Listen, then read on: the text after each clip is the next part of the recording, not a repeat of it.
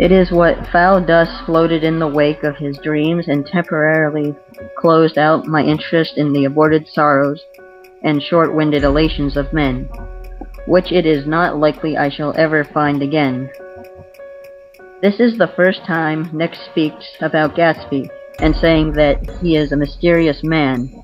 Nick is talking about how he has never met a person that is extraordinary and gifted as Gatsby. Nick is somewhat resenting the world and thinks that it could have better moral attention and belief, that everyone has their flaws. Then he meets Gatsby and his mind is changed at that moment and thinks highly of him. The quote is related to the motif of ghostliness because part of this quote is foreshadowing Gatsby's death. This quote also shows Nick's ability to see the good in Gatsby, while also seeing all of the troubles and temporary satisfactions.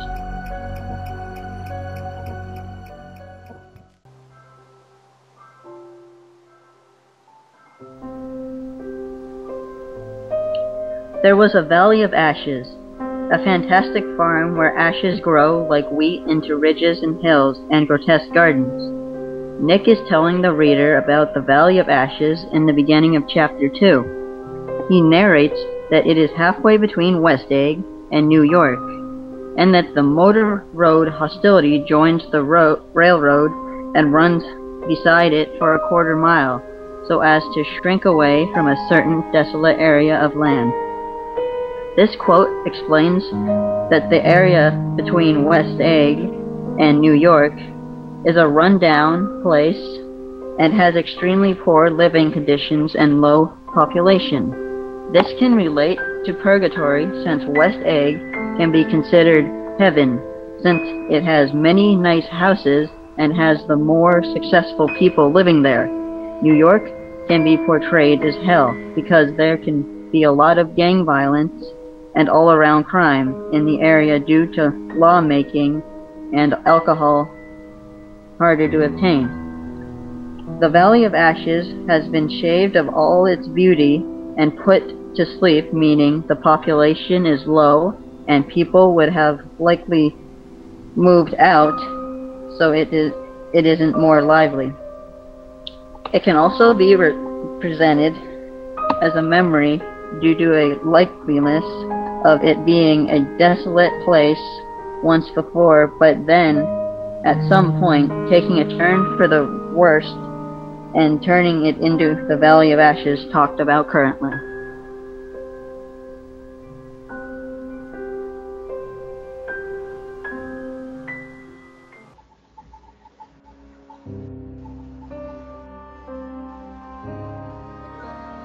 Nick felt a haunting loneliness sometimes, and felt in others, poor young clerks, waiting until it was time for a solitary restaurant dinner. Young clerks in the dust, wasting the most poignant moments of night and life. When Nick is in New York and he begins to like New York more than he did from spending more time there because he likes the flicker of men and women and the machines. He likes to walk up Fifth Avenue and pick out the most romantic women from crowds, and imaging in a few minutes he was going to enter their lives.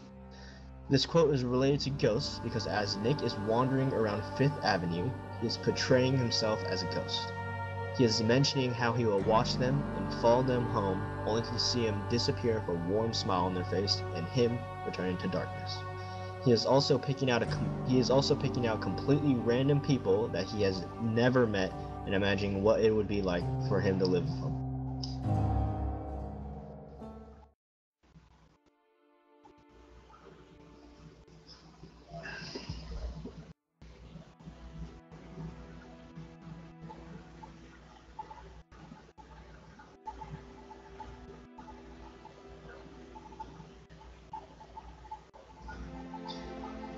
Filled with the faces dead and gone, filled with friends gone now forever. I can't forget so long that I lived the night they shot Rosie Rosenthal there. They shot him 3 times in the belly and drove away. Nick meets Gatsby for lunch in a well-fanned 42nd Street cellar, and Nick is introduced to Mr. Wolfsheim, a small, flat-nosed Jew who raised his large head and regarded Nick with two fine growths of hair which luxuriated in either nostril. This quote is talking about Mr. Wolfsheim. His face is described as dead and gone, and this quote is related to our motif because Mr. Wolfsheim is being described as a gloomy and ghostly figure. He is a ghostly figure because he is filled with the faces of the dead, and gone meaning he has seen faces over the years, which some could be dead and some could be alive, which ties in our motif.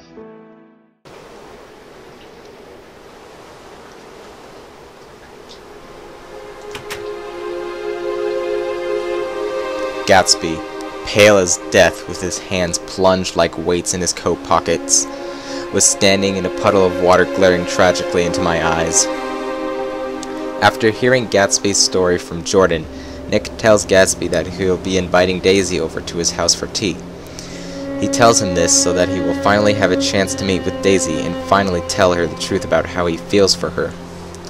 Gatsby becomes very frantic in making sure everything will be perfect for when Daisy is to come over to Nick's house. On the day Daisy arrives, Nick and Gatsby are at Nick's house, and Gatsby becomes very stressed and hopeless. When she arrives, Nick goes out to greet her, but when he returns, Gatsby is no longer in his house. There is a slight knocking on his door, and he opens it to find Gatsby standing in the rain with a sad glare on his face.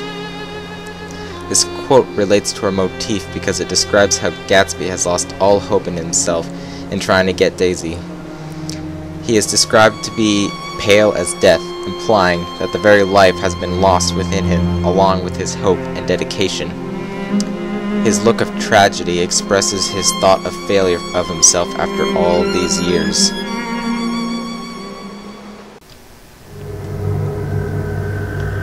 It is invariably saddening to look through new eyes at things upon which you have expended your own powers of adjustment. Nick is at another one of Gatsby's parties, but something was different about this one. It stood out from the others. Nick feels an unpleasantness in the air, a harshness that had not been present before. He has grown to accept West Egg as a world complete in itself. He states that he is looking at the world again, only this time through Daisy's perspective.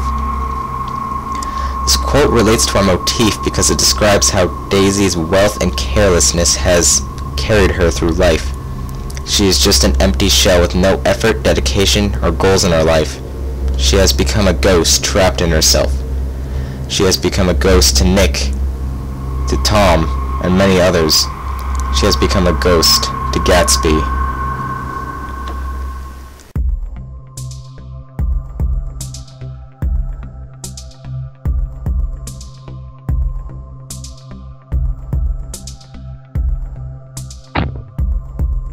The death car, as the newspapers called it, didn't stop.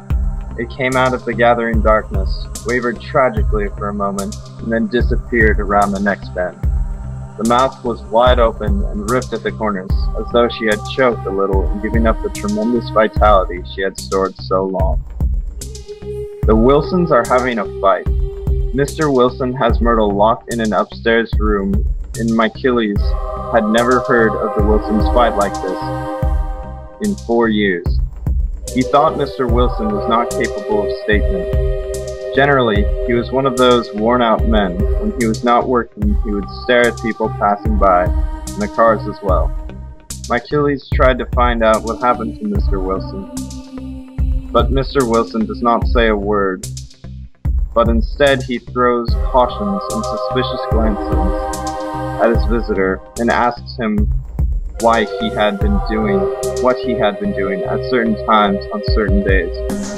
Myrtle escapes from being locked upstairs, rushes out, and gets run over by a car. This quote is related to the motif by the death car, which represents death himself coming to take your life.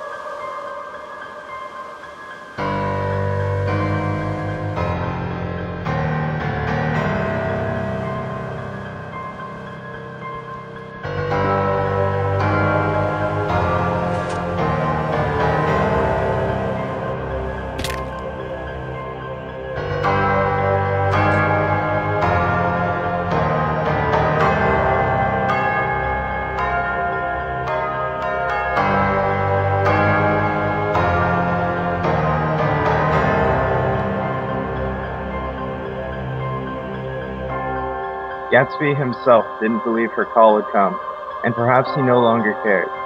If that was true, he must have felt that he had lost the old warm world, paid a high price for living too long with a single dream.